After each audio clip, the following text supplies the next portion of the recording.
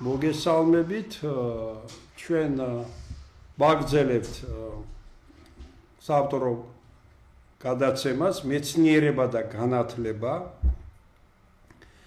დღეს მე ესე იგი მინდა სტუმართან ერთად, რომლის პრეზენტაციას გავაკეთებ, ვისაუბრო მეცნიერებისა და განათლების რეფორმის შესახებ, რა თქმა უნდა, უმაღლესი განათლების ამ ეტაპზე, მეცნიერებაზე აუცილებლად და ილიას და სოხუმის სახელმწიფო უნივერსიტეტების პერსპექტივა თუ ეს ეგრეთ წოდებული რეფორმა ადმინისტრაციული წესით, ანუ ესე იგი მაინც ძალით გაატარეს. ჩემი გადაცემის სტუმარია ნანა დიხამინჯია, მათემატიკის დოქტორი, საქართველოს უნივერსიტეტის რექტორის მრჩეველი ტექნოლოგიების მიმართულებით საინჟინრო კომპანიას Clear Solutions თანადამფუძნებელი.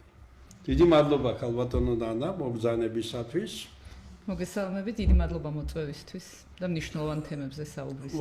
თქვენ გახსოვთ ქალბატონო ნანა, რომ გასული წლის ესე იგი 16 ოქტომბერს პროფესორმა ირაკლი კობახიძემ დაანონსა, ესე გამოვიდა ესე იგი და დაანონსა უმაღლესი განათლების, მათ შორის უმაღლესი და შემდგომში იყო საუბარი ასევე საშუალო განათლებაზე. ამ შემთხვევაში ჩვენ ვეხებით უმაღლესი განათლების რეფორმასთან დაკავშირებით, სადაც გამოტანილი იყო 7 პუნქტი და ერთ-ერთი პუნქტი იყო ასეთი, რომ ერთ ქალაქში ერთი ფაკულტეტი. მაგრამ ვინც უნივერსიტეტში ნამუშევარია, ერთი მაინც ლექცია წაკითხული აქვს, ალბათ გულისხმობდნენ სპეციალობა. მეტიც შემდგომში განათლების მინისტრმა ბატონ გივი მიქანაძემ ბრძანა, რომ მიღება გვექნებაო დისციპლინაში. დისციპლინაში მიღება არ ხდება სპეციალობაზე მოცემული უნივერსიტეტის მოცემულ ფაკულტეტზე.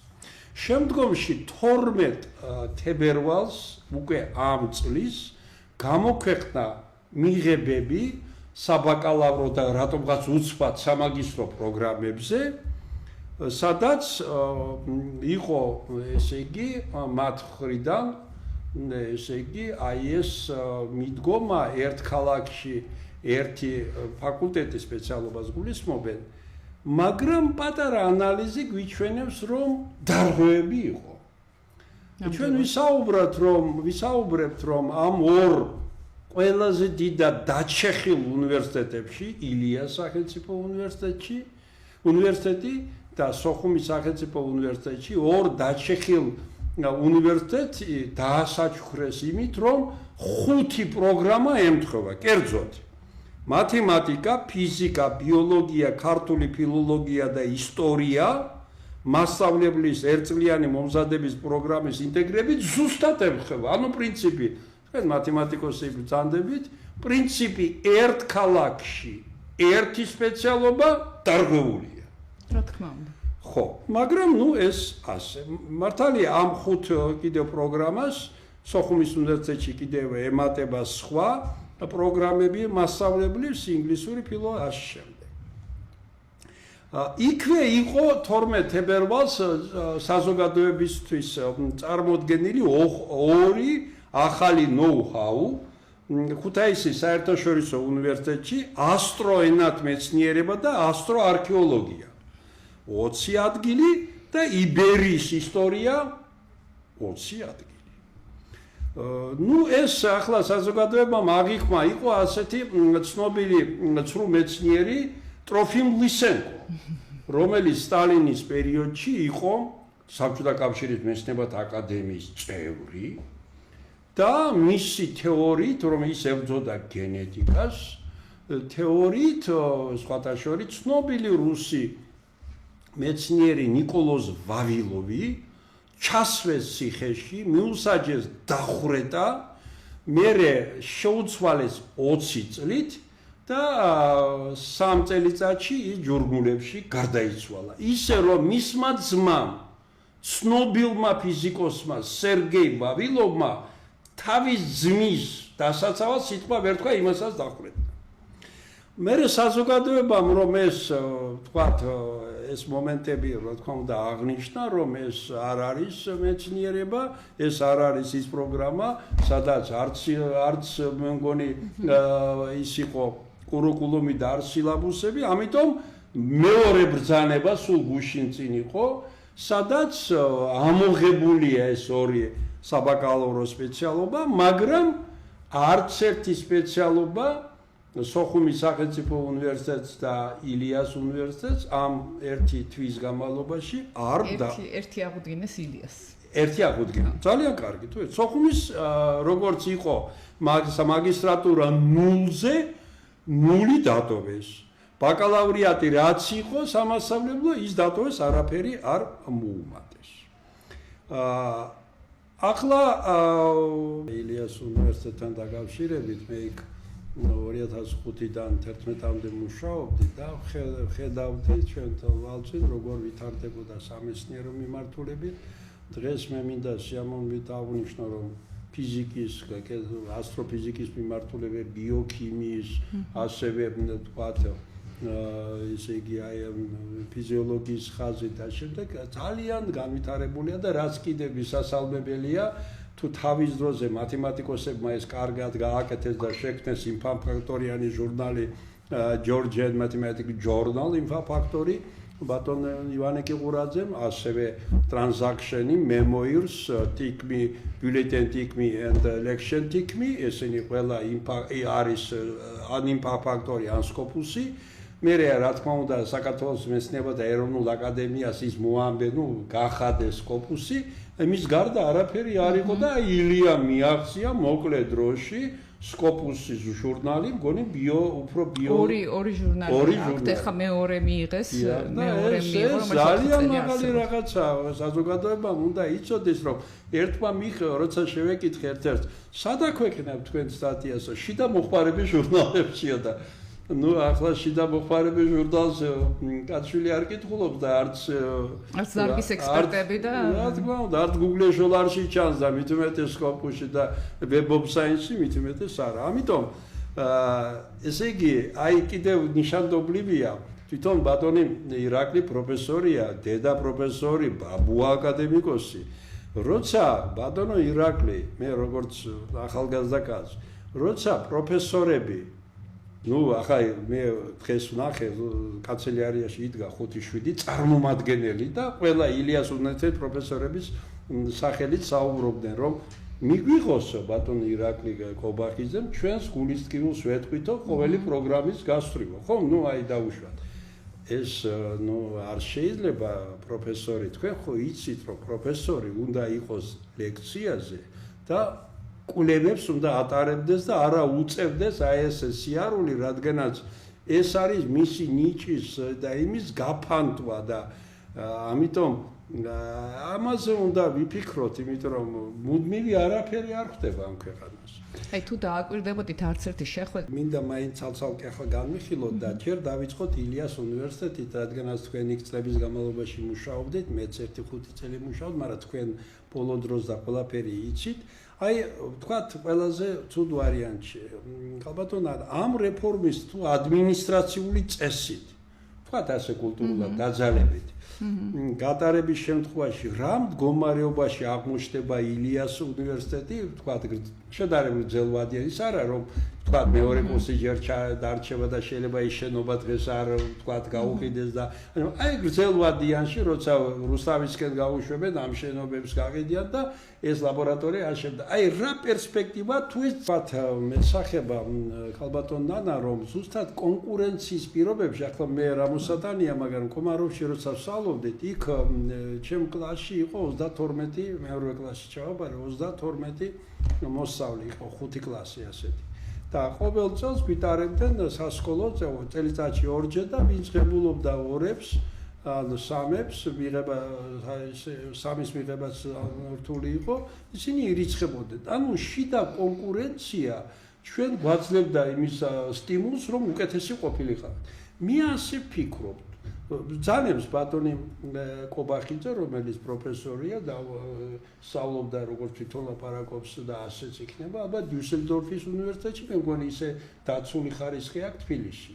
ხო და საუბრობს რომ ჩვენ გვინდაო რომ თბილისის სახელმწიფო უნივერსიტეტი და სხვა უნივერსიტეტები დაუშვათ აღმოჩნდნო ისეთ ადგილებზე მსოფლიო რანკინგით, ანუ რეიტინგით, რომ რადარებმა დაიჭიროდო.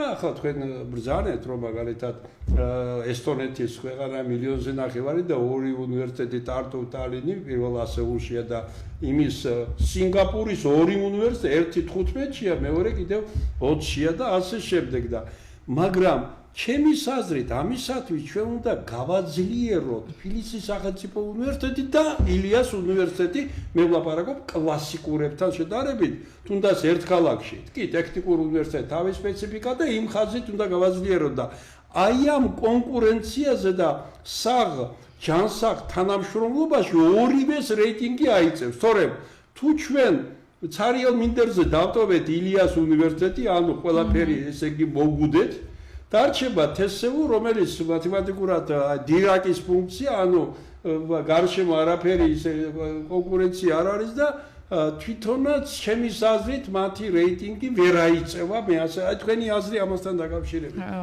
ეს თანამშრომლობა აუცილებელია წინააღმდეგ შემთხვევაში ჩვენ ესე იგი არა მარტო 1500-ში ვერ მოხდებით, შეიძლება საერთოდ ისეთ იმ ადგილებზე გადავიდეთ, სადაც სლავრი რადარები ვერ დაიჭერა. ახლა მე მინდა შევეხო ცოტა სოხუმის სახელმწიფო უნივერსიტეტი და საერთოდ მე მიმაჩნია რომ აი ზუსტად თუნდაც ერთ ქალაქში ორი რა ვთქვათ თბილისის უნივერსიტეტი, ილიას უნივერსიტეტი და ხა სოხუმის უნივერსიტეტი მასშტაბით ბევრად ნაკლებია, ბუნებრივია, მაგრამ იქ არის ლიდერი პროგრამები, ალბათ მათემატიკა, მიკრობიოლოგია, ისტორია, აფხაზეთის კუთხე და კიდევ რამოდენიმე ისე გაუწიოს სხვებს, მაგრამ თავარია რომ თვითონ აბიტურიენტმა და თვითონ სტუდენტმა გადაწყვიტოს სად ესე იგი წავიდეს ილიაში, წავიდეს თესევუში და თუნდაც სოხუმის უნივერსიტეტში სანამ აქავარ და ღმერთის წყალობით როდესაც დაბრუნდებით აფხაზეთში. მე მინდა გითხრათ რომ ბევრ წარმოდგენაც არ აქვს ალბათ ნანა,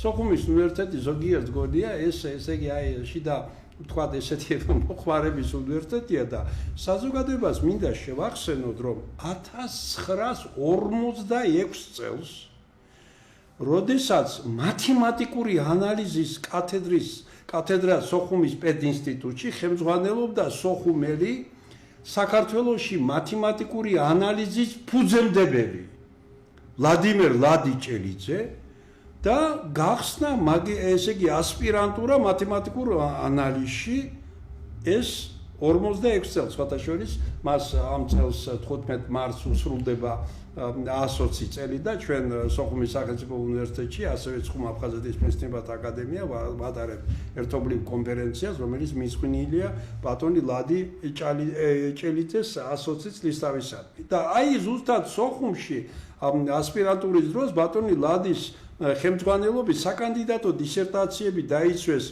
გახარიამ, ტარას ხადაია, მერე ცნობილი ესე იგი დეკანი და დიდებული ესე იგი პიროვნება, ასევე შოთა გულუვა კათედრის გამგე იყო.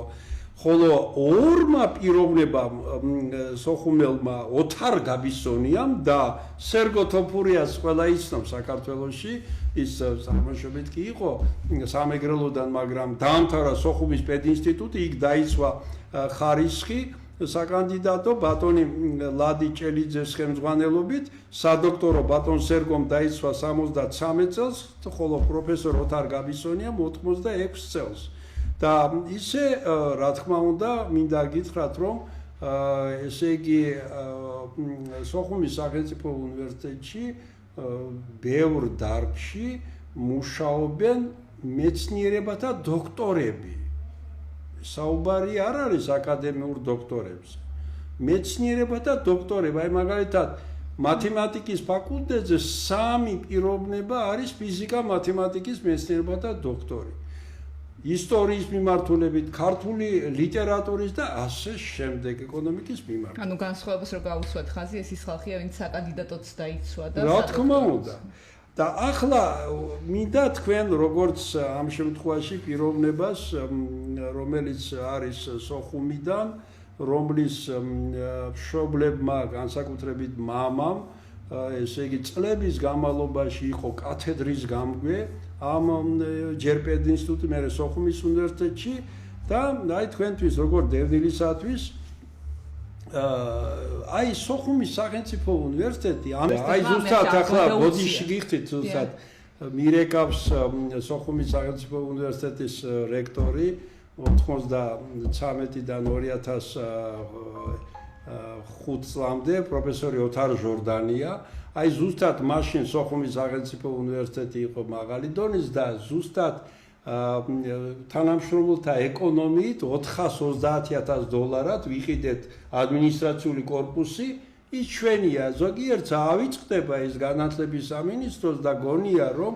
ყველაფერი რაც საქართველოს მიწაზია ყველაფერი განათლების სამინისტროს ეკუთვნის ბოდიშგიხტი ხო ან ეკონომიკის სამინისტროს მაგრამ ხო აი ესე უყურებენ ამ დროს ეს აი თქვენ სწორად ძანეთ რომ არ იყო ისეთი როგორც უნდა ყოფილიყო და გეთახმებით ამაში მაგრამ ამაში არის მათ შორის დამნაშავე საქართველოს განათლების სამინისტრო რატომ მე აქ ზუსტად აღვნიშნე პროფესორ ოთარ ჟორდანია რომელიც იყო სოხუმელი მაგ პერიოდში 93-დან 5 წლამდე თქვენ მაგისტრატურაში მაგალითად ჩვენ მაგისტრატურა გამოყენეთ მათემატიკაში საქართველოში გავხსენით უფრო ადრე ვიდრე თსუ 1999 წელს თსუ ახლა გახსნა 5 წლის წინ მათემატიკაში იყო თორე გამოყენებით ახლა გახსნა ანუ საბავშვო ბაღია ჩვენ ვართ 27 წლის პროგრამას რომელსაც გვიხურავენ და დაწყებული 2005 წლიდან ხალბატონო ნანა განათლების სამინისტრო შეურაცხყოფას აყენებს ილია ბეკუას, შიმონ ჯანაშიას, კუთხიშვილებს. მარტო დაახლოებით 100-მდე მეცნიერებათა დოქტორია აფხაზეთში დაბადებული და ის მარტო მათემატიკაში 10-ზე მეტი ეკონომიკაში შემდეგ არ მინდა ახლა შორწავალთ ჩვენ გადაცემები ქონდა გაკეთებული. მიუხედავად ამისა 2005 წლიდან გვინიშნავენ რექტორებად პარაშუტისტებს. რომლებმაც არ იციან იმ კურსს რომ გადალახავთ აღმოჩნდებით სამურზაყანოში თუ გუდაუთაში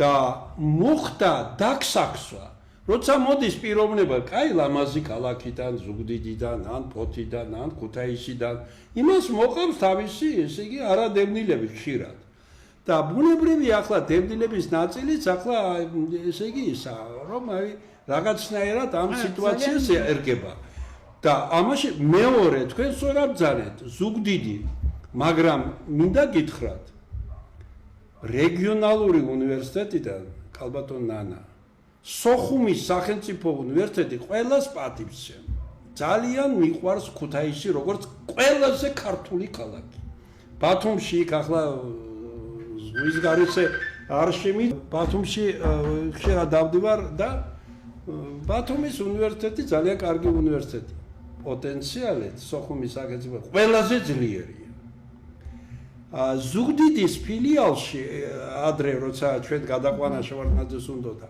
ის მე ცოტა განვითარდა მაგრამ აი თქვენ რომ ბრძანეთ დევნილები რომ გადმოდიან ასე შემდეგ 32 წელია ჩვენ ვართ თბილისში აფხაზეთის ლეგიტიმური სტრუქტურების ბიუჯეტი აქვს დიდი არაფერი არ უშლიდა ხელს რომ თბილისში საქართველოს ცენტრალური ხელისუფლების მხარდაჭერით აფხაზეთის ლეგიტიმურ ხელისუფლებას ერთ კამპუსი 500 სტუდენტზე აეშენებია თბილისში და ის სტუდენტი რომელიც ის აბიტურიენტი რომელიც გადმოვიდოდა წამოვიდოდა თბილისში რატომ არის ხალბატონ ნანა ჩვენ სოხუმის უნივერსიტეტი სანამ ვერ ვუნდები სოხუმში უნდა ვიყოთ მხოლოდ თბილისში განვითარება ჩვენი იქნება მხოლოდ თბილისში შევარდნაძეს უნდოდა 93 წელს რომ ჩვენ წასულიყავით ფილიალი სოხუმის ერქვა ზუგდიდში და იქ იყო უკვე ზუგდიდის ფილიალი ერთ წელიწადში შერწყმა მოხდებოდა და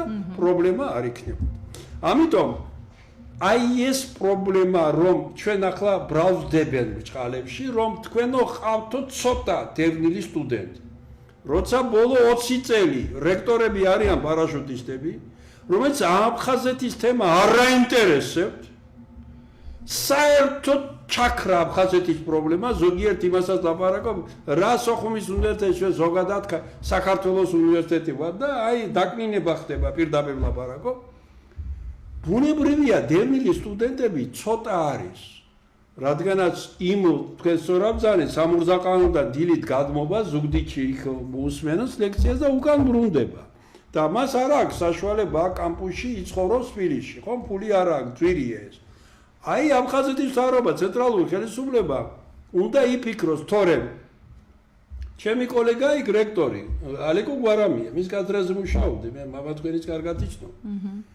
ის აფხაზეთის სახელმწიფო უნივერსიტეტი სოხუმში. ისინი თავასობენ სამურზაყანოს კარ, ოღონდ მოდით და უგამოსდათ და ასე შემდეგ, მერე ესე იგი რუსეთში წახვალთ, კარგ უნივერსიტეტში იქით, აქეთ და ასე შემდეგ. და ჩვენ უნდა ვიფიქროთ ამას, თუ ფიქრობთ საქართველოს ძალიან მარტივად შეიძლება თქვენ მეცნიერი ბრძანდებით, მეც მეცნიერი ვარ, საბედნიერო ჯერ საქართველოში მეცნიერების შემორჩენილია თავის ენთუზიაზმით, თორემ მხარდაჭერა არ არის და ჯერჯერობით საერთოდ არ არის მეცნიერების იმაზე რეფორმებზე საუბარი და აი ძირითადად საშუალო და განათლების იმაზეა უმაღლეს განათლებაზე საუბარი, ხა საშუალო განათლებაზე ცალკე საუბარია საჭირო, იმიტომ რომ ფაქტურად იქ ხდება არა 11 კლასი, არამედ 10 კლასი, იმიტომ მე 11 რეპერტორიუმი ფაქტურად ემზადებენ იგივე საგნებში, რაც მისაღებენ. ანუ რეალურად 10 კლასზე გადაყავ 12 და ბოლონიის პროცესს პირდაპირ ესე იგი აშორებენ. ეს ცალკე საკითხია.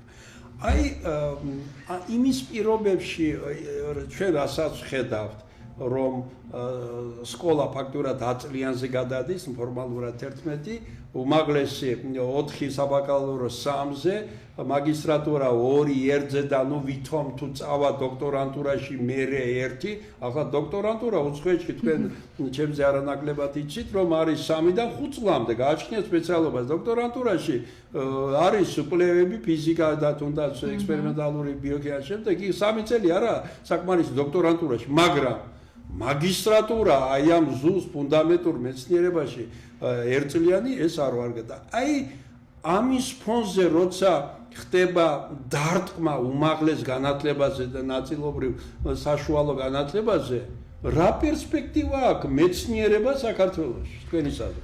ხო, ეს კარგი კითხვაა. ისედაც ხა მეცნიერების პერსპექტივასაც მიდიოდა საქართველოში, იქიდან ჩანდა რომ 70 ისა გვაქვს პრიორიტეტი განსაზღვრული და ამ პრიორიტეტებს განსაზღვრავს მეცნიერებათა აკადემია. რომელსაც არ ვიცი რამდენად ან როგორ შეიძლება ვთქვათ რომ იმეტრებელმა განსაზღვროს სამეცნიერო პრიორიტეტები. და მეორეც რაც აი მოდით დავაკვირდეთ, ხო მეცნიერებას რა ჭირდება? მეცნიერებას ჭირდება კვლევითი უნარების განვითარება აუცილებლად. კვლევითი უნარები საბაკალავრო საფეხურზე ვითარდება ძირითადად მე-4 წელს, როდესაც ისინი პროექტზე მუშაობენ.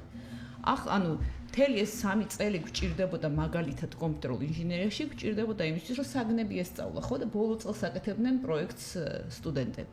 ხა ვიღაცა იტყვის და მართლა არსებობს განსაკუთრებით ევროპაში, ვთქვათ გერმანიაში არსებობს 3 წლიანი პროგრამები, მაგრამ აქ უნდა ვთქვათ იქ როგორი სტუდენტი მიდის, ხო? აი მაგალითად ჩემი შვილი არის მე-11 კლასში, კალიფორნიაში სწავლობს სკოლაში და ის რომ უნივერსიტეტში წავა, მას უკვე ორივე კალკულუსი, AP კალკულუსი გავლილი ექნება, სკოლაში და არა მშობლებია ჩვენ უშუალოში არა. სკოლაში როგორც საგანი ექნება გავლილი, AP ასევე კომპიუტერული მეცნიერების შესავალი ექნება გავლილი, 3 პროგრამული ენა ასწავლეს და პროგრამების ენა ასწავლეს სკოლაში და ის რომ მივა პირველ კურსზე, უკვე სულ სხვანაირად იქნება. ეს ვაბობ თუ აირჩია მაგალითად კომპიუტერული ინჟინერია ან მეცნიერება. თუ აირჩევს მაგალითად თქვა ბიოტექნოლოგიებს ან რაღაცა მსგავს, იქაც ძალიან მაღალ იმაზეა, იმიტომ რაღაც დამატებით გამოთვლითი ბიოლოგიის კურსზე დადის. როცა ესეთი ბავშვები მიდიან და გერმანიაშიც რო ნახოთ სკოლის პროგრამა, მე ამას გავეცანი, როდესაც სხვა შორის ქუთაისის საერთაშორისოს ვეხმარებოდი პროგრამების განვითარებაში. ამ დროს გავიცანი, იმიტომ რომ ტუმს ვადარებდით, იმათაც აქვთ 3 წლიანი პროგრამები, მაგრამ იქ მართლა როცა ადარებს სკოლაში რას გადიან, როგორ მათემატიკას გადიან და როგორი ცოდნით მოდიან. აქ ჩვენ ვიღებთ ხოლმე სტუდენტებს, რომელთაც სკოლიდან, აი მე 7 კლასის მათემატიკის ცოდნა არ მოყვებათ ხოლმე და ეს არის ძალიან ტრაგიკული, ხო? ანუ რეალურად ვერ ასწავლი, გამოდის რომ 3 წლიანზე თუ დაიყვან, ფაქტობრივად უნდა მოუხსნა, არჩევითი საგნებიც უნდა მოუხსნა, ზოგადი განათლებაც უნდა მოუხსნა და აი იმ კვლევის მეთოდებზეც უნდა რაღაცნაირად შეზღუდო. ეხლა გადავიდეთ მაგისტრატურაზე. მაგისტრატურა თქვენს რომ ეხლა გახლიჩეთ ორ ნაწილადო, ანუ პირველი ეს ერთი ძირითადი მაგისტრატურა უნდა იყოს მარტო მხოლოდ კურსების შესწავლა, ყოველგვარი კვლევის გარეშე და ცალკე ერთი წელი უნდა იყოს, სადაც უკვე კვლევაზე ამუშავებენ. და დოქტორანტურაში ვერ წავა ერთწლიანი მაგისტრატურით ადამიანი, უნდა დოქტორანტურაში შეიძლება მიიღონ მხოლოდ იმ შემთხვევაში, თუ ეს ერთიც აქ გავლი და ის მეორეც აქ გავლილი. ან ეს გამოდის, რომ მაგისტრატურას საერთოდ მოეხსნა, ძირითადად მაგისტრატურას მოეხსნა კვლევის მეთოდების შესწავლა. ეხლა უნივერსიტეტმა როგორ შეიძლება ამდენი პარალელური პროგრამა განახორციელოს, ხო? ესე იგი, აქაც ესეთ მდგომარეობაში ვართ. თან ამ ერთწლიანი მაგისტრატურის დამთავრებული უკვე ვერც საქართველოში ვერ აბარებს დოქტორანტურაში, იმიტომ რომ კვლევის მეთოდები არ აქვს გავლილი, ვერც უცხოეთში ვერ აბარებს დოქტორანტურაში. ანუ მთელ რიგ პრობლემებს ვხედავთ. ეხლა გადავიდეთ მაგალითად კანონებზე, რომელიც ამათ მიიღეს, ხო? მაგალითად გრანტების კანონი. გრანტების კანონი იმდენად გირთულებს გრანტის მიღებას, იმიტომ რომ გეუბნება, რომ ნებისმიერი ვინც გრანტს მოგცემს, ჯერ ნებართვა უნდა აიღოს სახელმწიფოსგან. ამიტომ გრანტს როგორ იღებ, როცა ჯერ შეგაქვს შეჯიბრებაში, კონკურსში. ტოპოლოგიაში გრანტი შეიტანეთ და უნდა შეუთავხო. კი, იმან უნდა მოგცეს ნებართვა და ამ დროს შენ ხო კონკურსში შეგაქვს. ძირითადად შეგაქვს ხოლმე კონსორციუმთან. ანუ მაგალითად მე რომ მინდა ესტონეთის უნივერსიტეტთან უნდა უთხრა, რომ იცი რა არის, თუ მოვიგეთ, მე კობახიძეს უნდა კობახიძე არ ვიცი ვინ იძლევა, მე მგონი ის აუდიტის სამსახური თუ ვიღაც იძლევა ამ ნებართვას, ანუ მე ეს უნდა გადავაგზავნო და რო არ მომცემ ნებართვა, შენც გივარდება გრანტი. ვის უნდა ასეთი სამეცნიერო თანამშრომლობა შენთან, ხო?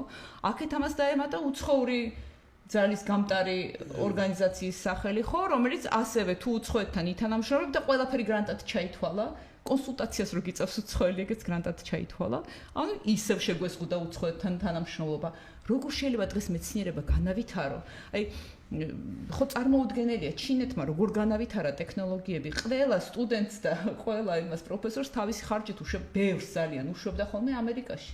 მთელი ეს ცოდნა იქიდან წამოვიდა, ხო? ჩვენ თუ ვიღაცისგან არ ვისწავლეთ დამოუკიდებლად როგორ განავითარებთ ამ მეცნიერებას. და ეხლა სხვა შორის თქვენ თქვით რომ რეფორმა ჯერ არ არის, მაგრამ უკვე დაუწყიათ მუშაობა, იმიტომ რომ რაღაცა განათლების სამინისტროს საიტზე იდო რომ დაიწყესო მინისტრმა და მეცნიერებათა აკადემიამ დაიწყო ერთად მუშაობა ამ ისევ და ისევ აი ესე ვითომ მუშაობენ, ექსპერტებს არაფერს არ ეკითხებიან, უცხოელ ორგანიზაციებს არ თავენ და არ ვიცით რა ტიპის კანონებს მიიღებენ. ხო, აი ახლა თქვენ სწორად ბრძანეთ, რომ წერია განათლების საქართველოს მეცნიერებათა ეროვნულ აკადემიას, რომ არის რჩეველი ამ საკითხებში მეცნიერების, მაგრამ ჩვენ ხო ვიცით, რომ იქ თქვა თავის პრობლემებია, ახლა შორს აგვიყვანს ეს ამბავი. საქართველოს მეცნიერებათა აკადემიის დღეს თქვა ზოგადად მოქმედებასთან დაკავშირებით, მაგრამ დღეს ისეთი სიტუაცია, რომ ახალგაზრდა, ვთქვათ, ნიჭიერი ახალგაზრდა. აი ყოველ წელს კომაროვის სკოლის დამთავრებული, ვინც იმარჯვებს, ან ღებულობს, ესე იგი, რაღაცა მედლებს საერთაშორისო ოლიმპიადებში ფიზიკა, მათემატიკა, ინფორმატიკაში, MIT და სხვა კარგი უნივერსიტეტები აძლევენ სრულ გრანტს, ახლა შარშამგონი წავიდა დავით ყლდიაშვილი და თამარ ფეიქრიშვილი MIT-ში. ახლა ბუნებრივია ისინი რომ დაამთავრებენ აი ამ უნივერსიტეტს და ესეთი ნიჭიერები და ისწავლიან და იციან საქართველოში მეცნიერებაში ნულია პერსპექტივა, ისინი დარჩებიან. ანუ ხდება გადინებენ ნიჭიერი ხალხის. თქვათ საშუალო ნიჭის ახალგაზრდები ვინც არიან და ასე შემდეგ, ისინი ხედავენ პერსპექტივას, რომ აი თქვათ რაზმაძე სახელობის ინსტიტუტი ახლა დასამალი არ არის ამიერკავკასიაში პირველია, დღესაც საქართველოში პირველია თავის იმით შედეგებით. მეცნიერს იქ წამყვან მეცნიერები ჩემი მეგობრებია 500-600 ლარი, 700 ლარი.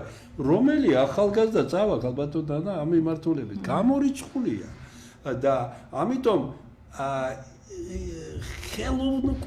ეს ხდება არაფერს არ ვლაპარაკობ იმას რომ თუ ესე იგი მეცნიერს ესე იგი იწვევენ კონფერენციებს და შემდეგ ახლა ყველას ახლა არ არის ისეთი მაშინ უნდა იყო ვეკუა ბუსხელიშვილი რომ ყველა ხარჯი იმათ ანაზღაურება რაღაცა შეხედებაზე არის რაღაცა ხარჯებს დანარჩენი უნივერსიტეტებად სახელმწიფო უნდა მოხდეს. ნულია ამ თვალსაზრისით, იმიტომ რომ თუ არ არის, ესე იგი, კვლევები სინერგეტიკული არ არის უცხოელებთან კავშირში, ეს არ არის. მაშინ შიდა მოხმარების ჟურნალში გამოვა და ეს გინდა იყოს, გინდა არ იყოს. ამიტომ მეცნიერებას თუ ასე გაგრძელდება, მაგრამ იმაში ვეთანხმები, რომ პრიორიტეტები არის უნდა განისაზღვროს, ეს არ შეიძლება იყოს პრიორიტეტი მართლაც 61 პერიოდი ყოფილა 98. მერე ჩამოვიდა და მაგალითად დანია, სადაც ნილს ბორი იყო ნობელის პრემიის ლაურეატი, დანიამ განსაზღვრა და წაიღო ეს ინსულინის პროგრამა და მსოფლიოში ყველაზე მეტად. ანუ რაღაცა არსებული სკოლებიდან მათემატიკური ფიზიოლოგია, განწყობის თეორია, ფსიქოლოგია და ფიზიკოსე რამოდენიმე მიმართულები და 10-15 მიმართულება უნდა ავიღოთ, სადაც ჯერ შემორჩენილია ბოლომდე დანგრეული არ არის სკოლები და ეს განავითაროთ. მაგრამ უნდა ხედავდეს ახალგაზრდა ნიჭიერი, რომ პერსპექტივა არის. სამწუხაროდ ჯერ არ არის და უბრალოდ ახალგაზრდა ფიქრობს, დაამთავრებ ბაკალავრიატს კარგად, არის ჯერ უნივერსიტეტები მათემატიკას TSU-ში კარგად, ყველაზე უკეთესად ალბათ ილიას უნივერსიტეტი, EIBA-ში, თავისუფალ უნივერსიტეტში computer science და შემდეგ რეკლამას არ უკვე უბრალოდ საუბრობ. და მე როგორმე მაგისტრატურაში ან ერაზმუსს გადაუკეთეს და მე უცხოეთში წავა და თავის ნიჭით და იმას გამოიყენებს. ამიტომ პერსპექტივა თუ ასე გაგრძელდა მეცნიერების, მე ვფიქრობ, რომ ჩემი თაობა თქვენ ბევრად ახალგაზრდა ხართ, მაგრამ აი ჩემი თაობა იქნება ის ალბათ უკანასკნელები, ვინც რაღაცნაირად მთელი ცხოვრება მეცნიერება შეალიეს და დაფასება ნულოვანია. აქ აუცილებლად ვთქვათ, რომ თვითონ სახელმწიფოს მეცნიერების განვითარება პრიორიტეტი ფაქტობრივად არასდროს არ ქონია, იმიტომ რომ მეცნიერება იწყება დოქტორანტურიდან და ძალიან მნიშვნელოვანია, რომ დოქტორანტი მთლიანად ამაზე, აქ არ არსებობს ასეთი დოქტორანტურა. რასაც ყველაზე მეტად რასაც აღწევა არის უბრალოდ უფასოა, მაგრამ შეუძლებელია თან უნდა იმუშაო და თან ალბათ აი დღეში 1 საათს თუ დაუთმობ და ასე არ ვითარდება მეცნიერება, ხო? ჩვენ კარგ ქვეყნებში რო ვუყურებთ, იქ დოქტორანტურა არის სამსახური. მაგის გარდა პარალელურად ფაქტობრივად ვერაფერს ვერ აკეთებ და მთლიანად ხარ ჩართული, ხო, ამაში და სინამდვილეში ახლა ის რუსთავის ფონდის გრანტებიც არაფერი არ იყო იმისთვის, რომ მაგალითად მეცნიერებისთვის თავი გადაედო ადამიანს და თან არ მოიგებ, ან არ მოიგებ ძალიან ცოტა გრანტები, ხო? ანუ სინამდვილეში რაც ვითარდებოდა და ფაქტია რომ რაღაცები ვითარდება, ხო? აი ლუგარი ჩვენ რომ იმის დროს, ჩვენ რომ კოვიდის დროს ძალიან სწრაფად ავყევით ამას და გავაგზავნეთ ეს შტამები და ვიცოდით რა სიტუაციაა ქვეყანაში და რა ხდება, ეს იყო მთლიანად ამ ბიოქიმიის პროფესორების, მკვლევარების დამსახურება, ხო, რომელიც მათ შორის ილიას უნივერსიტეტშიც გაიზარდნენ. და რაც ვითარდებოდა მეცნიერებაში, ყველაფერი ვითარდებოდა უცხოეთის და უცხოური პროგრამებით.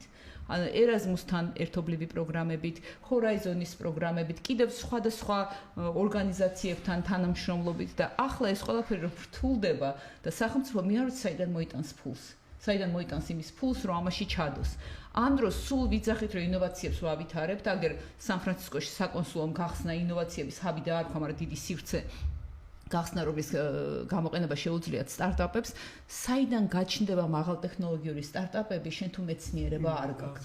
აი დეკემბერში თქვენთვის საინტერესო იქნება ბატონო თემურ, დეკემბერში ვიყავი კვანტური ტექნოლოგიების კონფერენციაზე და მეც რაღაცნაირად კარგად აი ამ პოლიტიკური მდგომარეობების გამო რაღაცა ბოლო წელი ვერ მივყვებოდი კარგად ამ ტექნოლოგიურ განვითარებას და უცებ საერთოდ დავრჩი, რომ აი ერთ წელიწადში უკვე გაზრდილი იყო ძალიან ეს სფერო, იმიტომ რომ უკვე სამომხმარებლო მიმართულებაში გადადის, უკვე ბევრი ვთქვათ, ფინანსური მიმართულებით ოპტიმიზაციის ამოცანებში თუ იმაში გამოიყენება და ყველა საინტერესო რა იყო ოღონდ, რომ სტარტაპები, რომლებიც წარმოდგენილი იყვნენ, ყველა იყო ფიზიკის ან მათემატიკის პროფესორების მიერ დაფუძნებული და 3-4 წლის სტარტაპებს ჰქონდათ ინვესტიციები მოგროვებული 50 მილიონი, 200 მილიონი, 300 მილიონი და ყველა იყო მართლა 60-70 წლის ფიზიკის პროფესორების და მათემატიკის პროფესორების მიერ დაფუძნებული სტარტაპები, იმიტომ რომ იგივე ბიოტექნოლოგიები ყველა საფუძველი არის ხოლმე უნივერსიტეტში, საუნივერსიტეტო სპინოფით არის და შეუძლებელია ეს ზემოდან რამდენი ფულიც არ უნდა ჩაყარო, ესე ვერ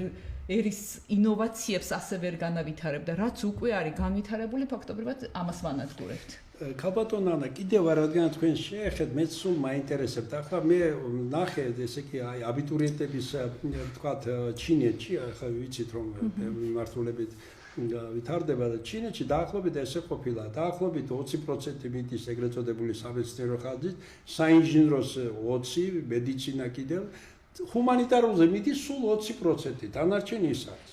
ჩინეთმა მიაღწია დიდ წარმატებებს განსაკუთრებით საინჟინრო მიმართულებით, მაგრამ თქვენ პიროვნება, რომელიც ახლა საქართველოს გასაგებია, მაგრამ ამერიკაში ბრძანდებით და იცით ეს ყველაფერი, თქვენი მეუღლე იქ მუშაობს, თქვენ მუშაობ, კონტაქტები გაქვთ და ასევე ჩინეთში მე მახსოვს თქვენ კონფერენციებზე დადიხარ.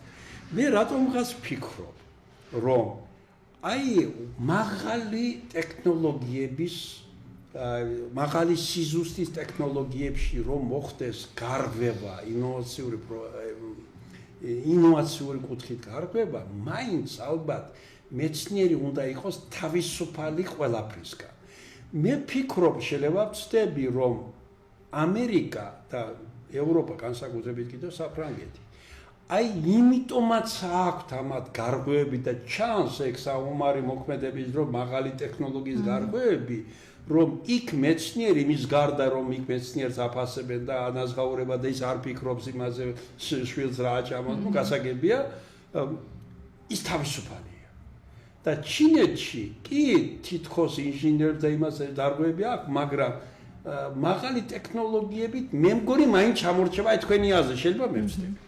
იცით რა, ასეთი მდგომარეობა იყო, მაგრამ აი დაახლოებით 2 წელია უკვე საკმაოდ დიდი მიღწევები აქვთ, მაგრამ ეს არის სხვა რაღაცების ხარჯზე. ჯერ ერთი მთელი ეს ტექნოლოგიური მიღწევები იმიტომ მოხდა და ამაზე ბევრი კვლევა არსებობს, რომ ჩინეთი ძალიან დიდი ხანი აფინანსებდა, ეხლაც აფინანსებს ბევრი სტუდენტის გამოშვებას ამერიკაში. და დასავლურ ქვეყნებში, ან თვითონ დაფინანსებით მოდიან და რა თქმა უნდა, აქედან მიაქვთ ეს ცოდნა. მეორე ის არის, რომ ამერიკამ რო ჯერ უბრალოდ წარმოება და მერე უკვე კვლევი, ან უახლესი ტექნოლოგიები, ჯერ უბრალოდ მარტივი წარმოება და შემდეგ უკვე უახლესი ტექნოლოგიების წარმოებაც ჩინეთში გადაიტანა. ჩიპები იქნებოდა თუ თქვათ, აი მაგალითად Apple-ის ისინი ტელეფონები მთლიანად იქი წარმოება, ხო? აქედან რა თქმა უნდა, დიზაინი, ყველაფერი პროტოტიპი აქედან მიდის, მაგრამ საბოლოოდ იქი წარმოება. ხო, რა თქმა უნდა და ამანაც განაპირობა ის რომ იქ უკვე ცოდნა დაგროვდა და იმის გამო რომ ეს არის ძალიან დიდი ქვეყანა, აი მაგალითად 2019-ში ვიყავი ერთ-ერთ ტექნოპარკში და რაღაცა მომხვდა გულზე რომ მიმოვიხედე, თან ერთ-ერთი ქალაქის ერთ ტექნოპარკში ვიყავი და რომ მიმოვიხედე ძალიან ბევრი სტარტაპი მუშაობდა დრონებზე. და თან ამათ ერთ ტექნოპარკში რომ მუშაობენ, აუცილებლობა აქვს რომ ერთმანეთს გაუზიარონ ეს ცოდნა და ეხა ერთი და იგივე თემაზე 100 გუნდს რომ ამუშავებ და ამაში შენ დიდ ინვესტიციას დებ, იქ ცხადია რომ რაღაცა შედეგზე აუცილებლად გახვალ. და აი ამ რაოდენობით უკვე ნელ-ნელა აი რაღაცა ეხა კვანტურ გამოთვლებში აქვს რაღაც გარღვევა, რაღაცაში ხელოვნური ინტელექტში აქვს რაღაცეები და აი უკვე დაგროვდა ის ცოდნა, მაგრამ ეს მოხდა იმიტომ, რომ სხვა ქვეყნები იყვნენ განვითარებული და იქიდან კლასტერებიც საკმაოდ დიდი კლასტერებიც ადრეც ჰქონდა და ეს ამას აკეთებენ ამის სახელმწიფო დებს ძალიან დიდ ინვესტიციას. ერთი პერიოდი სტარტაპებში დებდნენ, მაგალითად მასწავლებელი რო იწყებდა სტარტაპს, ან ლექტორი რო იწყებდა, მაშინათვე აძლევდნენ ფულს. ძალიან დიდ ფულს დებენ ასევე სხვა ქვეყნებიდან მოზიდვაში. მაგალითად ამერიკიდან რომ აი კარგი ხარისხის ინჟინერი ან პროფესორი მოიზიდონ და ახლობთ ორჯერ მეც უხდიან ვიდრე ამერიკაში. ხო. გადაუხდიდნენ, რომ ეს ქვეყანაში მოვიდეს ეს ცოდნა, ამაშიც ძალიან დიდ ინვესტიციას დებენ და სავარაუდოდ იმითი რომ ამდენი რაოდენობა, იმითი თან შეიძლება მაღალ ტექნოლოგიებში გაუსწრონ ამერიკას. სავარაუდოდ გაუსწრებენ. სავარაუდოდ გაუსწრებენ. იმიტომ რომ ყველაფერი რაოდენობა ძალიან ბევრს ნიშნავს. და მე მაინც რას ვფიქრობდი, ქალბატონ ნანა, ეს მესმის რომ ისე სხვადასხვა იქ არა მარტო ამერიკიდან რუსები ახლა ჩვენ პოლიტიკა არ მოხდა ჩვენი ხალხისა და იწვევენ და ორჯერ მეც უხდიან რომ მითხრა პროფესორი რამოდენიმე ხაბაროვსკი და იმ და ამაში. მაგრამ ესე იგი პრინციპში აქ მე რა თქვი რომ იქ ახლა პროფესორი მაინც პოლიტიკური მებში ახლა თავის აზრს გამოთქვამს ახლა ჩინეთი, მაგრამ შეიძლება გარღვევა მოხდეს. უბრალოდ ჩვენ მე დოქტორანტთან ერთად გია ფოჩხუასთან გვაქვს მოდელი, რომელიც სტატია გამოქვეყნდა ინფოფაქტორია ჟურნალში, ბიპოლარული მოწყობა და იქ სხვადასხვა ჩვენ ესეთი დინამიკიდან ვარაუდობთ, რომ დადგება ეს მომენტი, შეიძლება დადგეს, რომ ჩინეთმა შიდა ეროვნული პროდუქტით გაუსწროს ამერიკა. ჯერ უკანა 25 და 18%. ახლა ქალბატონ ნანა, ჩვენ დარჩა რამოდენიმე წუთი.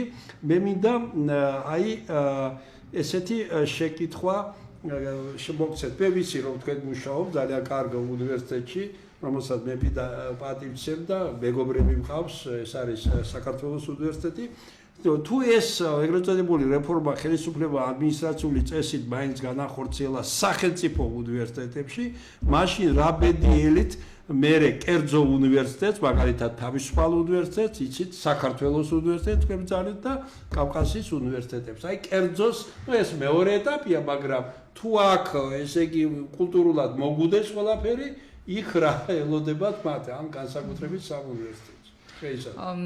კერძოსაც უკვე შეეხო ხო რეფორმა იმ თვალსაზრისით, რომ კერძოებსაც იგივე მოთხოვეს სამწლიან პროგრამებზე მოთხოვეს გადასვლა, თან აი ესეთი დაჩქარებული წესით 1 მაისამდე უნდა წარადგინონ. ამ დროს, როდესაც ჩვენ როგორც ექსპერტები მივდიოდით ხოლმე აგრე პროგრამების აკრედიტაციაზე, ზუსტად იმას ვიკლებდით, რომ გუშინ ხوار დაიწყო უნივერსიტეტმა ამ პროგრამაზე მუშაობა და მართლა ერთი წელი თუ მუშაობს და ყველა დაინტერესებული პირი თუ ყავდა ჩართული ამ პროგრამის შემუშავებაში, მათ შორის დამსაქმებლები, შრომის ბაზრის კვლევას რამდენად ემთხვევა, ჩვენ რეალურ კვლევას ვატარებდით და არა იმას, რაც კვლევა და წარმოგვიდგინა კობახიძემ. და ამას ვაკეთებდით. ზუსტად აი ახლა უცებ ხარისხის ცენტრმა განაცხადა, რომ აი 2 თვეში თუ 1 თვეში თქვენ უნდა შეცვალოთ პროგრამები, გადაიყვანოთ 3 წლიანზე ბაკალავრი და კერძოებსაც იგივე მოთხოვნა აქვთ. და კერძო უნივერსიტეტებსაც ეხლა უწევთ მთელი სისტემის გადაწყობა, რაც პირდაპირ უნივერსიტეტის ავტონომიის დარღვევაა, ხო? არავის არ აქვს უფლება გარედან მიუთითოს. მაგრამ ეს უწევთ. ეს ნიშნავს და ამის უფლება რომ მისცა კერძო უნივერსიტეტებმა, რომ მისცეს ამის უფლება განათლების სამინისტროს და მთავრობას, ეს ნიშნავს, რომ ბერკეტიც მისცეს. იმიტომ რომ ჩვენ ეს დიქტატურებიდან ვიცით, დიქტატურების ისტორიიდან. როგორც კი შენ ერთ ბერკეტს ერთ ჯგუფზე გამოაყენებინებ, ის აუცილებლად ეცდება ამ ბერკეტის გამოყენებას სხვა ჯგუფებსაც. ამიტომ პირველივე არ უნდა დაუთმო. როგორც კი უთმობ, მე ეს სივრცე ძალიან დიდი ხდება. და მე ძალიან მეშინია მაგალითად იმისი, რომ გადავლენ კერძო უნივერსიტეტებსაც. ჯერ ერთი ახლა გრანტი რომ მოაკლეს, ესეც როგორი ის იყო, ახლა კი სახელმწიფო სამის უფლება აქვს, რომ თქვა კერძოში არ მისცეს, მაგრამ სინერგიაში ხო ეს გრანტი ძალიან დიდ შესაძლებლობას აძლევდა ნიჭიერ ბავშვებს, რომელსაც უნდათ არა კომპიუტერული მეცნიერება, არა ტექნიკურში ესწავლათ, კომპიუტერული ინჟინერია არ ამეთ ესწავლათ თავისუფალში. ისწავლებდა გრანტს, რომელიც არ ყოფნიდა, მაგრამ ის მენეჯმენტი თავისუფალი ხედავდა, რომ 100%-იანი გრანტი, ანუ 2250 და თავის შიდა გრანტს უმატებდა და ფაქტურად ეუბნებოდა, სანამ 4 წელი ისწავლი, არაფერს არ მიხდი, მაგრამ მე რა თქმა უნდა რაღაცას დავიბრუნებ უკან და ეს ახლა ამას რომ ვერ წაიღებს უკვე ეს დიდი მინუსია ძალიან დიდი. და კიდევ აქ არის ტიპიური აი ესეთ როგორც ჩვენნაირ ქვეყნებში, ან განვითარებადი ქვეყნების დიქტატურა როგორც არის ხოლმე, აქ ყოველთვის არის ბაზრის გადანაწილების ამბავი. ანუ კერძო უნივერსიტეტებს მარტო იმიტომ კი არ შეეხებიან, რომ მათი დამორჩილება სურთ. სავარაუდოდ იმიტომაც შეეხებიან, რომ რაღაცა ის უნდა, თვითონაც უნდათ წილი ამ მაშინ რა ქვია მომგებიან ბიზნესში, თვითონაც უნდათ რომ ენდომებათ რომ წილი ჰქონდეთ, ან მაგალითად მათთან დაახლოებულ ბიზნესებზე, ანუ უნივერსიტეტებს ამათ აუკრძალავენ, მაგალითად მედიცინის პროგრამის, რომელიც ძალიან შემოსავლიანია, იმიტომ რომ პირდაპირ გაჭრილი გვაქვს ინდოეთში და 30000 ინდოელი სტუდენტი გვყავს, ხო, სხვადასხვა აი ამ ქვეყნებში, აზიურ ქვეყნებში და სტუდენტები გვყავს, მაგალითად აუკრძალოს, ეს არის დიდი შემოსავალი და აუკრძალოს ამის უფლება აქვს. ესე იგი ფაქტურად ახლა რომ კერძო უნივერსიტეტი, რომელიც 44 აქ 19 და იქ 45-ია პირიქით, 64-ია სულ და ეს 45 ფიქრობენ რომ ყველა თავი კუჩი გვაქვს, მაგრამ რეალურად ესე არ არის და აქ ძირითადი დარტყმა მე წავა თავისუფალ უნივერსიტეტზე, საქართველოს უნივერსიტეტში, მე ასე ფიქრობ, იმიტომ რომ თავისუფალი აზრი იქ არის, ძალიან პროგრესიული კაცია თავისუფალი უნივერსიტეტის რექტორი. მე მას მომისმენია მის ძალიან კარგადაა განწყობილი აი ზუსტ მეცნიერების მიმართ, მათემატიკა, კომპიუტერი აშენდა შემდეგ და მე ასევე იქ კარგი პიროვნებები არიან, ლიდერები თავის პროგრამით, სერგო ცირამოვა სხვები აშენდა შემდეგ და ვითარდება ესეც უნივერსიტეტი, კარგად ვითარდება, თავისუფალი აზრის არის მეცნიერებაში წამყვანი შემდეგ და ამიტომ ახლა ჩვენ არ უნდა შევხედოთ, ჩვენ არ უნდა ვებრძოლოთ უნივერსიტეტს. თუ ჩვენ გვინდა საქართველოში როგორც ქვეყანა წავიდეს, გავიდეს, ასე ვთქვათ, ესე იგი მსოფლიო ასპარეზზე, ჩვენ გვაქვს მთავარი კაპიტალი. ახლა გასაგებია, სულთა წყალი გვაქვს, მაგრამ ის მოპოვებაც არა, გარეთ არავინ არ გაგატანიებს, საფრანგეთს და იტალიას გააშენებთ, მაგრამ კაპიტალი ეს არის ჩვენი ინტელექტი და ნიჭი. თუ ესეც ამას არა და კი ბატონო, მაშინ დარჩება ეს კულინარია, სპორტი და ესე, ამაში ძალიან შემოსავლიანია და ტურიზმი, რომელიც რაღაც ის მგონია. მექსიკას აქვს ფანტასტიკური ტურიზმი. ამერიკიდან მარტივია და ხშირად ჩავდივართ ხოლმე და ისეთი არაჩვეულებრივი ის აქვს ასეთი კორპუსებით კი არ არის დახუნძული როგორც ბათუმში სანაპიროები, არაჩვეულებრივი, მაგრამ მექსიკაში რა მდგომარეობაა, კარგად ხედავთ თან. და ესტონეთს რა ვიცი რა აქვს ანახავი, მაგრამ გადასარევად ცხოვრობს, ხო? დღეს მართლა და ეს ინტელექტუალური რესურსი გვაქვს მართლა ძალიან დიდი, იმიტომ რომ მე აქ ბევრ პროგრამას ვაკეთებ ხოლმე მოსწავლეებისთვის და სტუდენტებისთვის უკვე 2017-დან და სულ ვცდილობ რომ ეს ქართველები, რომლებიც წამყვან უნივერსიტეტებში მუშაობენ, წამყვან კომპანიებში მუშაობენ, შევახვედრო უცხოეთში, შევახვედრო ხოლმე ამ ქართულ სტუდენტებს ან მოსწავლეებს და რაღაცა ბაზა დამიგროვდა უკვე. ესე იგი, ფაქტობრივად სადაც აი ამ სილიკონის ველზეც მე მგონი კომპანია არ დარჩა ცნობილი, რომელშიც ერთი ქართველი მაინც არ მუშაობს. და სტენფორდში ერთი ქართველი, არა, რამდენიმე ქართველი გვყავს უკვე სტენფორდში, მაგრამ ერთი მკვლევარი გვყავს ნეირომეცნიერების მიმართულებით და არაჩვეულებრივ რაღაცებს, ძალიან საინტერესო რაღაცებს იკვლევს. მეორე ფიზიკოსი გვყავს ბერკლიში. სულ აი სადაც ვხედავ ამ ადამიანებს, ექიმები გვყავს გადასარევი, ეს ნიშნავს რომ ეს ადამიანები როგორც კი სწორ სისტემაში მოხვდნენ. მაშინათვე მათი პოტენციალი აყვავდა, ხო, მათი პოტენციალი იქნა გამოყენებული ძალიან კარგად და ჩვენ ესეც ძალიან პრობლემური გვაქვს. საერთოდ აი ამდენი წელია ხო ესეთი ისა გვაქვს ტვინის გადინება და სახელმწიფომ არაფერი არ შეიმუშავა იმისთვის, რომ ამ ხალხის ცოდნა გამოიყენოს. დაბრუნება ხო არ არის აუცილებელი, მაგალითად ჩვენ გვყავს ძალიან კარგი ბიჭი დათო ნოზაძე ქუთაისელი, რომელიც ცისკოში უკვე ის არის principal engineer, ანუ არ ვიცი ქართულად როგორ თქვა, მაგრამ საკმაოდ მაღალი ის არის ამ principal engineer-ის მიღწევა საკმაოდ რთულია ხოლმე და აი წამყვანი შეგვიძლია ვთქვათ, ხო, იმიტომ რომ ჯერ სინიორია და მე არის principal და მან იმდენი მოახერხა, რომ საქართველოში კვლევითი ჯგუფი შექმნა და 22 ადამიანი საქართველოდან მუშაობს ცისკოს უახლესი, აი მაღალ სიჩქარიანი რუტერების და ჩიპების განვითარებაზე. ანუ ეს ერთმა ადამიანმა მოახერხა ეს რომ აი ეს რესურსები ესეთ კოლ ცენტრებში ირთავენ ახალგაზრდებს იმის ნაცვლად რომ საქმეში ეს ხო არის შესაძლებელი ანუ დამთავრებას რომ ჭკუა კონდეს და მართლა განვითარება უნდადეს ამას ყველა კონფერენციაზე ვლაპარაკობ ხოლმე და მათ შორის მთავრობის წევრებიც რომ ხდარან ისეთ კონფერენციებზე მithქვამს რომ ეს არის ჩვენი განვითარების გზა აი რამე ინიციატივა იცით რაშიც ეს ადამიანები გამოიყენეს არაფერი აი აბსოლუტურად არაფერი და ეს არის რომ ვერც ვიყენებთ ამ ადამიანებს და ეს ადამიანები რომ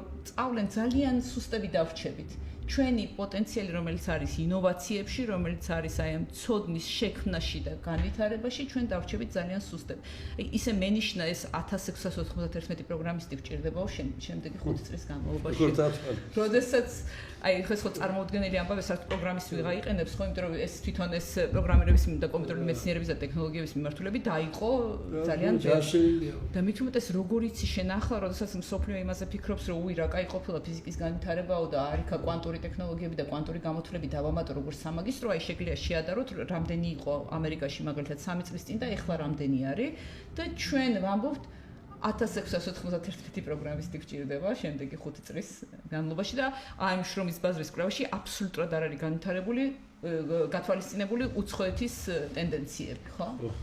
ქალბატონ ნანა, მართლაც დიდი მადლობა და მე მინდა ახლა მივმართო აფხაზეთის მინისტრთა საბჭოს, აი ბატონ გიორგი ჯინჭარაძეს, სხვებს რომ აი ზუსტად ნანა დიხამინჯიასნაირი პიროვნება ეს სოხუმელია, რომელმაც ესე იგი აი დევნილობაში შექმნა ესე იგი თქვათ ასე თავისთავი ისავლა ძალიან კარგად მე სხვადასხვა ლამაზი ესე იგი ოჯახის შექმნა მეუღლეც მეცნიერია უზდის საქართველოს ორ ვაჟკაცს ხარისხის დაიცვა ინოვაციებში მაგარია ზუსტად თუ ჩვენ გვინდა თუ წარმოჩენა თუ ჩვენ იმ კუთხის შვილები ვართ მართლაც ზოგადად არიან ხა გაგრილი კაცია ის ზოგიერთი გალილია და იმ კუთხის შვილები სადაც ყველაზე გენიალური ქართველი მეცნიერი დაიბადა ილია ვეკუა და ზუსტად ასეთი ახალგაზრდები უნდა ჩაუდგნენ მათ შორის განათლების სამინისტროს ამით აბზე მე არაფერს არ ლაპარაკობ ცენტრალურ ხელისუფლებაზე იმ გაგებით რომ მით უმეტეს ასეთი ადამიანები უნდა იყვნენ ნანადი ხამიჯას და მისნაირებს ბევრი არ არის მაგრამ საბედნიეროდ არიან არ უნდა ვებრძოლოთ პირიქით ის გამოცდილება რომელიც მან დააგროვა საქართველოში ამერიკაში კონფერენციებზე ვიცი რომ მეუღლესთან ერთად ყველგან დადიან მთელ სოფლიოში ეს ადამიანს სურვილი აქვს სამშობლოსთვის გამოიყენოს ეს ისტორია ამერიკა თავისუფალი ქვეყანაა და იქ ნიჭიერ ადამიანს პატივცემენ და არიან კიდევაც ერთი წყალობით ნიჭი დაფასება როცა არის ეკონომიკაც კარგადაა მაგრამ უნდა საქართველოს მოახაროს თავის ნიჭი და შრომა მით უმეტეს ის კუთხე სადაც მისი ოჯახი მშობლები შეიქმნა შემდეგ სულ გასაჭირში არის და ამიტომ მე ფიქრობ მოუწოდებ ესე იგი საქართველოს ხელისუფლებას რომ ზუსტად ის ნიჭიერი პიროვნებები რომელიც ბევრი ნიჭიერი მაინც ჩება რადგანაც ხედავს რომ იქ მეტია ბუნე მაგრამ ის რამოდენიმე რომელსაც სურს მაინც რომ თავის ნიჭის თავის ენერგიის ნაწილი მოახმაროს სამშობლოს პირიქით უნდა არა ებრძოლოთ არამედ მათი გამოცდილება გამოიყენოთ დააწინაუროთ და რადგანაც ის ასეთი პიროვნება რომ შევა ახალგაზრდებში თუნდაც თავისი ბიოგრაფიის და სხვების ბიოგრაფიის მაგალითზე უჩვენეს როგორ შეიძლება შრომით ნიჭით კოლაბორაციით ყველასთან მიაღწიოთ და ამიტომ თქვენ რას მოუწოდებდით ახალგაზრდა ნიჭიერებს და იმ ხალხს რომელსაც ჯერჯერობით აქვს სადავები რომ ამ ახალგაზრდებს ვთქვათ სწორი მიმართულებით მისცენ გზა ხო არ ვიცი აფხაზეთის საბჭოს რამდენად ხელისუფლება რომ სწორი მიმართულება მაგრამ აფხაზეთის საბჭოს მოვუწოდებდი რომ მართლა გაითვალისწინოს ის პრობლემები რაც აფხაზეთის მოსახლეობას აქვს დღეს და ეს არის სოციალური პრობლემებით დაწყებული, განათლების პრობლემებით დამთავრებული, არ არის მარტივი, განსაკუთრებით აი გალში არსებული მოსახლეობისთვის საერთოდ არ არის მარტივი ქართულ ენაზე განათლება.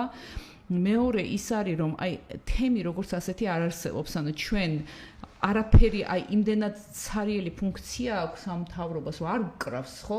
ანუ არ ვიცნობთ ერთმანეთთან ვერ თანამშრომლობთ აფხაზეთიდან წამოსული ხალხი, იმიტომ რომ ფაქტობრივად არ აგვაქვს რაღაცა თავშეყრის სივრცე მაინც შეიძლებოდა შექმნილიყო, ხო?